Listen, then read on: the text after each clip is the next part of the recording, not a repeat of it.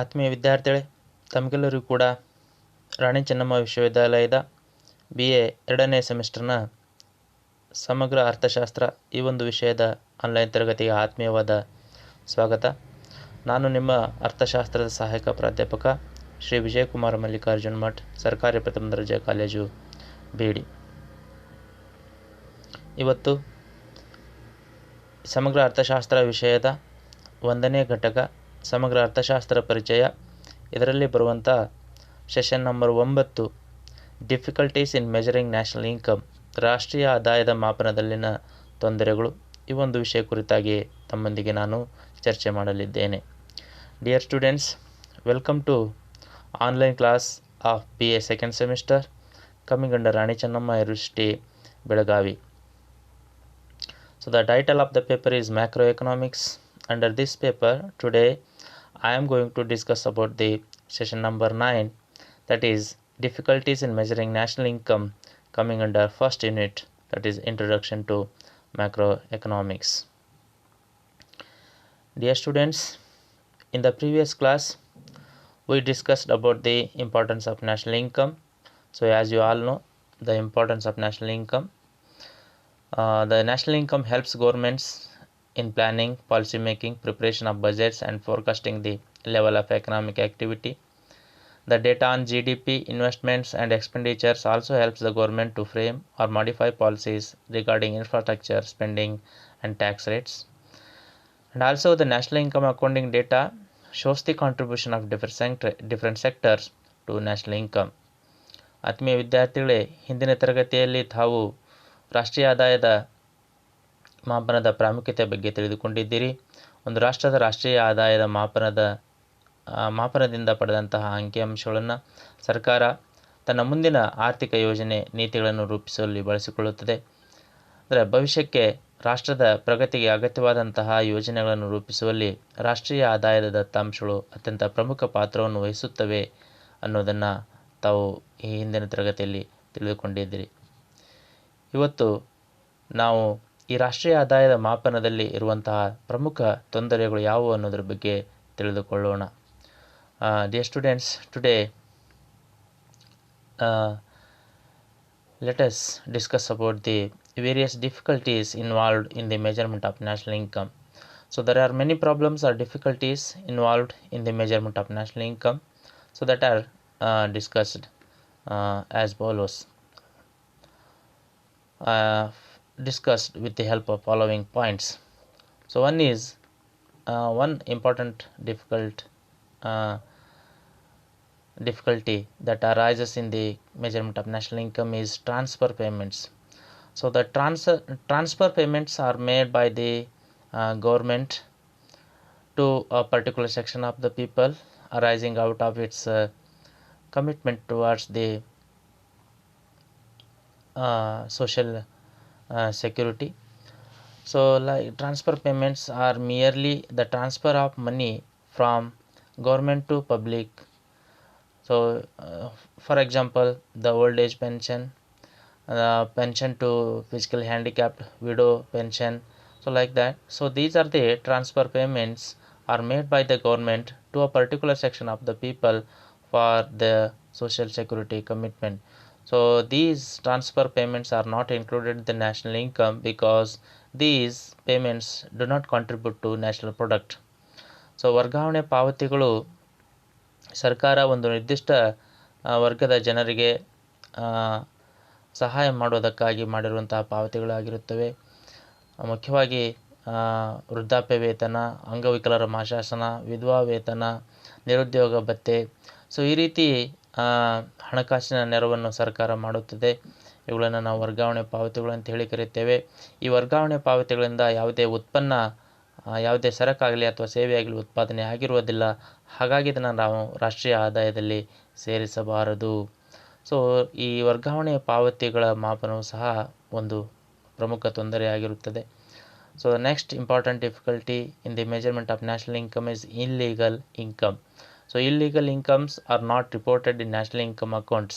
In other words, illegal forms of economic activity and illegal activities that are not reported to the authority for the purpose of paying taxes are left out from national income accounts. So ರಾಷ್ಟ್ರೀಯ ಆದಾಯದ ಮಾಪನ ಮಾಡುವಾಗ ನಾವು ಈ ಕಾನೂನಿಗೆ ವಿರುದ್ಧವಾಗಿ ಅಥವಾ ಅಕ್ರಮ ಚಟುವಟಿಕೆಗಳಿಂದ ಗಳಿಸಿದಂತಹ ಆದಾಯವನ್ನು ಸೇರಿಸಲಾಗುವುದಿಲ್ಲ. ಅಂದರೆ ಯಾವುದು ಕಾನೂನಿನ ಪ್ರಾಧಿಕಾರಕ್ಕೆ ವರದಿ ಆಗಿರುವುದಿಲ್ಲವೋ ಅಂತಹ ಚಟುವಟಿಕೆಯಿಂದ ಗಳಿಸಿದ ಆದಾಯವನ್ನು ನಾವು ಇಲ್ಲಿ ಸೇರಿಸಲು ಸಾಧ್ಯವಿಲ್ಲ. The non-monetary economy is another important difficulty in the measurement of national income. So the national income omits economies where no money comes into play at all, so resulting in inaccurate or abnormally low national income figures. So ರಾಷ್ಟ್ರೀಯ ಆದಾಯ ಸಾಮಾನ್ಯವಾಗಿ ಯಾವ ಚಟುವಟಿಕೆಗಳು ಅಥವಾ ಯಾವ ಒಂದು ವ್ಯವಹಾರ ಹಣದ ಮೂಲಕ ನಡೆಯುತ್ತದೆಯೋ ಅದನ್ನು ಮಾತ್ರ ಪರಿಗಣಿಸುತ್ತದೆ. ಎಲ್ಲಿ ಹಣದ ಬಳಕೆ ಆಗಿರುವುದಿಲ್ಲವೋ ಅಂತಹ ಆರ್ಥಿಕ ಚಟುವಟಿಕೆಗಳನ್ನು ಇದು ಪರಿಗಣಿಸುವುದಿಲ್ಲ. ಸೊ ಇಂತಹ ಸಂದರ್ಭದಲ್ಲಿ ರಾಷ್ಟ್ರೀಯ ಆದಾಯದ ತಪ್ಪು ಅಂದಾಜು ಆಗುವ ಒಂದು ಅವಕಾಶ ಅಥವಾ ಸಾಧ್ಯತೆ ಇರುತ್ತದೆ. So the next important difficulty in the measurement of national income is services rendered by the government. So government renders various services like defense, justice, administration, etc. So it is very difficult to measure the value of such services. Therefore, the value of these services is treated as equal to the wages paid by government to its employees. So ಸರ್ಕಾರ ಸಲ್ಲಿಸಿರುವಂತಹ ಸೇವೆಗಳು. So ರಾಷ್ಟ್ರೀಯ ಆದಾಯದ ಮಾಪನದಲ್ಲಿ ಬರುವಂತಹ ಮತ್ತೊಂದು ಮುಖ್ಯವಾದ ತೊಂದರೆ, ಸರ್ಕಾರ ರಾಷ್ಟ್ರದ ಜನರಿಗೆ ಅಗತ್ಯವಾಗಿರುವಂತಹ ಸೇವೆಗಳನ್ನು ಸಲ್ಲಿಸುತ್ತದೆ. ಉದಾಹರಣೆಗೆ ರಕ್ಷಣೆ ಆಗಿರ್ಬೋದು, ನ್ಯಾಯ, ಆಡಳಿತ, ಈ ರೀತಿ ಈ ಎಲ್ಲ ಸೇವೆಗಳ ನೈಜ ಅಥವಾ ನಿಖರ ಮೌಲ್ಯವನ್ನು ಅಂದಾಜು ಮಾಡುವುದು ಬಹಳ ಕಷ್ಟದಾಯಕವಾಗಿರುತ್ತದೆ. ಸೊ ಆದ್ದರಿಂದ ರಾಷ್ಟ್ರೀಯ ಆದಾಯದ ಮಾಪನ ಇಲ್ಲಿ ತಪ್ಪಾಗುವ ಸಾಧ್ಯತೆ ಇರುತ್ತದೆ. So the next important difficulty in the measurement of national income is income from foreign firms. So according to International Monetary Fund, the income of the foreign firms should be included in the country's national income where it is located. However, profits earned by foreign firms should be credited to its parent country. So there is a big controversy on how to calculate the income earned by these multinational companies or foreign firms. So this leads to inaccurate calculation of the national income. So ರಾಷ್ಟ್ರೀಯ ಆದಾಯ ಮಾಪನದಲ್ಲಿ ಬರುವಂತಹ ಮತ್ತೊಂದು ಮುಖ್ಯವಾದ ತೊಂದರೆ ವಿದೇಶಿ ಉದ್ಯಮಿಗಳು ಗಳಿಸಿದಂತಹ ಆದಾಯ. So ವಿದೇಶಿ ಉದ್ಯಮಿಗಳು ಗಳಿಸಿದಂತಹ ಆದಾಯವನ್ನು ಆ ವಿದೇಶಿ ಉದ್ಯಮಿಗಳ ಸ್ವಂತ ದೇಶದ ಆದಾಯದಲ್ಲಿ ಸೇರಿಸಬೇಕು ಅಥವಾ ಅವು ಕಾರ್ಯನಿರ್ವಹಿಸುತ್ತಿರುವಂತಹ ದೇಶದ ಆದಾಯದಲ್ಲಿ ಸೇರಿಸಬೇಕು ಎನ್ನುವುದು ಒಂದು ದೊಡ್ಡವಾದ ಸಮಸ್ಯೆಯಾಗಿರುತ್ತದೆ.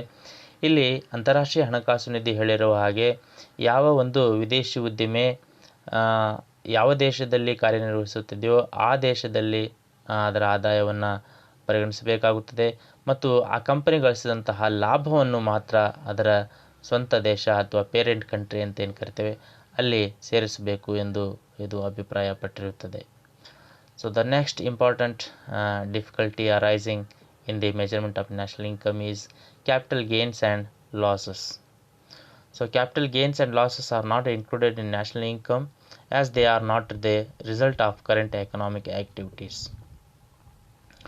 ಸೊ ಇಲ್ಲಿ ಷೇರು ಮಾರುಕಟ್ಟೆ ಅಥವಾ ಈ ಬಂಡವಾಳದಿಂದ ಗಳಿಸಿರುವಂತಹ ಲಾಭ ಮತ್ತು ಅಥವಾ ನಷ್ಟ ಇವುಗಳನ್ನು ನಾವು ರಾಷ್ಟ್ರೀಯ ಆದಾಯದಲ್ಲಿ ಸೇರಿಸಲು ಸಾಧ್ಯವಾಗುವುದಿಲ್ಲ. ಯಾಕೆಂದರೆ ಇವು ಪ್ರಸ್ತುತ ವರ್ಷದ ಒಂದು ಆರ್ಥಿಕ ಚಟುವಟಿಕೆಯಿಂದ ಬಂದಿರುವಂತಹ ಆದಾಯ ಆಗಿರುವುದಿಲ್ಲ. ಸೊ ಮತ್ತೊಂದು ಪ್ರಮುಖವಾದ ಸಮಸ್ಯೆ, so another important difficulty arising in the measurement of national income is lack of reliable data. So the reliability of data relating to national income estimation is often questioned in India or in elsewhere in the developing countries, because the national income estimate is made on the basis of primary data relating to incomes and values of goods and services produced. So ಮತ್ತೊಂದು ಪ್ರಮುಖವಾದ ಸಮಸ್ಯೆ ಅಂತಂದರೆ ವಿಶ್ವಾಸಾರ್ಹ ದತ್ತಾಂಶದ ಕೊರತೆ. So ಸಾಮಾನ್ಯವಾಗಿ ರಾಷ್ಟ್ರೀಯ ಆದಾಯವನ್ನು ಅಂದಾಜು ಮಾಡುವುದಕ್ಕಾಗಿ ನಾವು ಪ್ರಾಥಮಿಕ ಒಂದು ಮೂಲಗಳಿಂದ ದತ್ತಾಂಶವನ್ನು ಸಂಗ್ರಹ ಮಾಡುತ್ತೇವೆ. ಆದರೆ ಈ ದತ್ತಾಂಶ ಎಷ್ಟು ನಿಖರವಾಗಿರುತ್ತದೆ ಮತ್ತು ನಂಬಲಾರ್ಹವಾಗಿರುತ್ತದೆ ಅನ್ನೋದಿಲ್ಲಿ ಒಂದು ದೊಡ್ಡ ಪ್ರಶ್ನೆಯಾಗಿರುತ್ತದೆ. So another important difficulty in the measurement of national income is the classification of working population. So in India, working population is not clearly defined. For instance, agriculturists in India are not engaged in agriculture round the year. Obviously, in off-season, they engage themselves in alternative occupations. In such a case, it is very difficult to identify their incomes from a particular occupation. So ಅಂದರೆ ಭಾರತದಲ್ಲಿ ಕಾರ್ಯನಿರತ ಜನಸಂಖ್ಯೆಯನ್ನು ಸ್ಪಷ್ಟವಾಗಿ ಮತ್ತು ನಿಖರವಾಗಿ ವರ್ಗೀಕರಣ ಮಾಡುವುದಕ್ಕೆ ಸಾಧ್ಯವಿಲ್ಲ. ಸೊ ಇದು ರಾಷ್ಟ್ರೀಯ ಆದಾಯದ ಮಾಪನದಲ್ಲಿ ಬರುವಂಥ ಒಂದು ಪ್ರಮುಖ ತೊಂದರೆಯಾಗಿದೆ. ಅಂದರೆ ಒಂದು ನಿರ್ದಿಷ್ಟ ಕಾರ್ಯದಲ್ಲಿ ತೊಡಗಿಕೊಂಡಿರುವಂತಹ ಜನರು ಅವರು ಗಳಿಸಿದಂತಹ ಆದಾಯವನ್ನು ಒಟ್ಟುಗೂಡಿಸಿ ನಾವು ರಾಷ್ಟ್ರೀಯ ಆದಾಯವನ್ನು ಅಂದಾಜು ಮಾಡಬೇಕಾಗುತ್ತದೆ. ಆದರೆ ಉದಾಹರಣೆಗೆ ಭಾರತದಲ್ಲಿ ಕೃಷಿಯಲ್ಲಿ ತೊಡಗಿರುವಂಥ ಕಾರ್ಮಿಕರು ವರ್ಷದ 12 ತಿಂಗಳು ಸಹ ವರ್ಷದುದ್ದಕ್ಕೂ ಸಹ ಅವರು ಕೃಷಿಯಲ್ಲಿ ಉದ್ಯೋಗವನ್ನು ಪಡೆಯುವುದಿಲ್ಲ. ಬದಲಾಗಿ ಕೃಷಿ ಚಟುವಟಿಕೆಗಳು ಕಡಿಮೆಯಾದ ಸಂದರ್ಭದಲ್ಲಿ ಕಟ್ಟಡ ನಿರ್ಮಾಣ ಕೆಲಸ ಆಗಿರ್ಬೋದು ಅಥವಾ ರಸ್ತೆ ನಿರ್ಮಾಣ ಕೆಲಸ ಆಗಿರ್ಬೋದು, ಈ ರೀತಿ ಬೇರೆ ಕೆಲಸಗಳಲ್ಲಿ ಉದ್ಯೋಗದಲ್ಲಿ ತೊಡಗಿಕೊಳ್ಳುತ್ತಾರೆ. ಸೊ ಅಂತಹ ಸಂದರ್ಭದಲ್ಲಿ ಅವರು ಗಳಿಸಿದಂತಹ ಆದಾಯವನ್ನು ಅಂದಾಜು ಮಾಡುವುದು ಕಷ್ಟವಾಗಿರುತ್ತದೆ. So the next important difficulty in the measurement of national income is unpaid services. So there are number of goods and services which are not paid any money, like services of housewives, NSS students, charitable institutions, etc. These are not included in national income. So there are services rendered by different groups of people which are not traded for money. So the services, the value of services rendered by these particular groups is not included in the national income. So this leads to the inaccurate or the underestimation of the national income. So ಯಾವ ಒಂದು ಸೇವೆಗಳಿಗೆ ಹಣ ಪಾವತಿಯಾಗಿರುವುದಿಲ್ಲವೋ ಅಂತಹ ಸೇವೆಗಳನ್ನು ನಾವು ರಾಷ್ಟ್ರೀಯ ಆದಾಯದ ಮಾಪನದಲ್ಲಿ ಪರಿಗಣಿಸುವುದಿಲ್ಲ. ಉದಾಹರಣೆಗೆ NSS ರಾಷ್ಟ್ರೀಯ ಸೇವಾ ಯೋಜನೆಯಲ್ಲಿ ವಿದ್ಯಾರ್ಥಿಗಳು ಮಾಡಿದಂಥ ಶ್ರಮದಾನ ಅಥವಾ ಕುಟುಂಬದಲ್ಲಿ ಗೃಹಿಣಿಯರು ಮಾಡುವಂತಹ ಸೇವೆ ಆಗಿರ್ಬೋದು, ಅಥವಾ ಈ ದಾನ ದತ್ತಿ ಸಂಸ್ಥೆಗಳು ಸಮಾಜಮುಖಿ ಕಾರ್ಯಗಳನ್ನು ಮಾಡುವಂಥದ್ದು, ಇವೆಲ್ಲವೂ ಕೂಡ ಇಲ್ಲಿ ಸೇವೆ ಉತ್ಪಾದನೆ ಆಗಿರುತ್ತದೆ, ಆದರೆ ಅವುಗಳಿಗೆ ಹಣ ಪಾವತಿ ಆಗಿರುವುದಿಲ್ಲ. ಆದ್ದರಿಂದ ಅದನ್ನು ನಾವು ರಾಷ್ಟ್ರೀಯ ಆದಾಯದಲ್ಲಿ ಸೇರಿಸುವುದಿಲ್ಲ. ಸೊ ಈ ರೀತಿ ಮಾಡಿದಾಗ ನಮ್ಮ ರಾಷ್ಟ್ರೀಯ ಆದಾಯದ ತಪ್ಪು ಅಂದಾಜು ಆಗುವ ಸಾಧ್ಯತೆ ಇರುತ್ತದೆ. So production for self consumption is another important difficulty in the measurement of national income. So in developing countries, farmers keep large portion of their produce for self consumption, which is not accounted while calculating the national income. So to calculate the national income, we take into consideration only the goods and services which come to market, but the portion of the production which is kept for self consumption is not coming to the market, hence it is left out of the national income measurement. So this leads to the underestimation of the national income.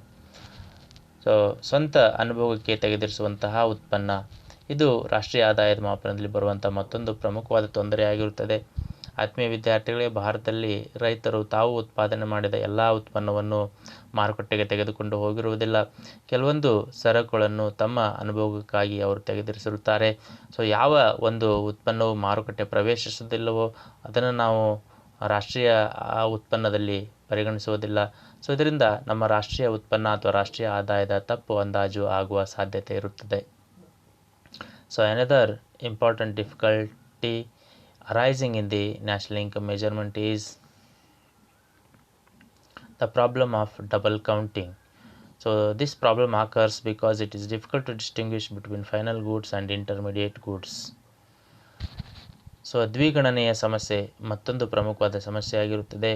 So ನಾವು ನಿರ್ದಿಷ್ಟ ಪ್ರಕಾರದ ಸರಕುಗಳನ್ನು ಮಧ್ಯವರ್ತಿ ಸರಕುಗಳು ಮತ್ತು ಅಂತಿಮ ಸರಕುಗಳು ಅಂತೇಳಿ ವರ್ಗೀಕರಣ ಮಾಡುವುದು ಕಷ್ಟವಾಗಿರುತ್ತದೆ. ಸೊ ಆಗ ನಾವು ರಾಷ್ಟ್ರೀಯ ಆದಾಯದ ಮಾಪನದ ತಪ್ಪು ಅಂದಾಜು ಮಾಡುವ ಸಾಧ್ಯತೆ ಇರುತ್ತದೆ. ಏಕೆಂದರೆ ರಾಷ್ಟ್ರೀಯ ಆದಾಯದ ಮಾಪನ ಮಾಡುವಲ್ಲಿ ನಾವು ಕೇವಲ ಅಂತಿಮ ಸರಕುಗಳನ್ನು ಮಾತ್ರ ಪರಿಗಣಿಸಬೇಕು. ಅಂತಿಮ ಸರಕುಗಳು ಮತ್ತು ಮಧ್ಯವರ್ತಿ ಸರಕುಗಳು ಎರಡನ್ನೂ ನಾವು ಸೇರಿಸಿದಾಗ ಅಲ್ಲಿ ನಮ್ಮ ರಾಷ್ಟ್ರೀಯ ಆದಾಯದ ಮಾಪನ ತಪ್ಪಾಗುವ ಸಾಧ್ಯತೆ ಇರುತ್ತದೆ. ಇದರ ಜೊತೆಗೆ ರಾಷ್ಟ್ರೀಯ ಆದಾಯದ ಮಾಪನದಲ್ಲಿ ಇನ್ನೂ ಕೆಲವೊಂದು ಸಹ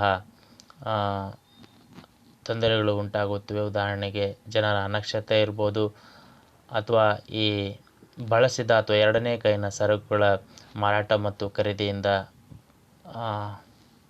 ಬರುವಂತಹ ಆದಾಯ ಇರಬಹುದು, ಅಥವಾ ಈ ಪರಿಸರಕ್ಕೆ ಆಗುವಂತಹ ಹಾನಿ ಇರ್ಬೋದು. ಸೊ ಇವೆಲ್ಲ ರಾಷ್ಟ್ರೀಯ ಆದಾಯದ ಮಾಪನದಲ್ಲಿ ಬರುವಂತಹ ಪ್ರಮುಖವಾದ ತೊಂದರೆಗಳಿವೆ.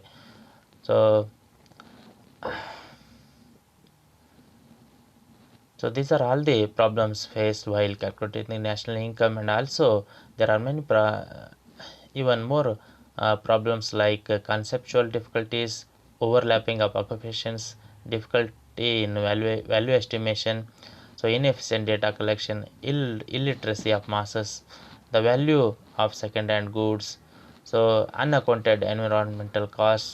So these are the other difficulties arising in the measurement of national income.